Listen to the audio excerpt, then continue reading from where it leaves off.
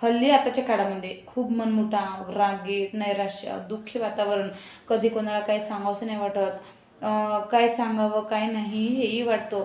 तर हे सगळं कशामुळे माहिती आहे का?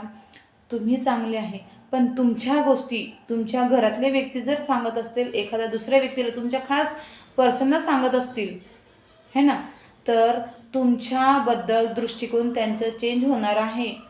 त्यांच्या नजरेत तुमचं जे काही वागणूक आहे, वर्तणूक आहे, ते सगळं चेंज होणारच आहे. तुमच्याच विषयी तुमचे लोक गोष्टी सांगत असेल आणि तुम्ही जर म्हणत असाल की नाही मी चांगला आहे, अरे हो तुम्ही चांगले आहे, पण तुमच्या घरातले लोक चांगले नाही, हे समजून घ्या. सगळेच लोक एकसारखे नसतात. खूप वाईटही नाही आणि खूप चांगलेही नाही म्हणत मी, पण काही काही असं आहे की आपल्या घरातूनच आपली बदनाम सुरू होतो.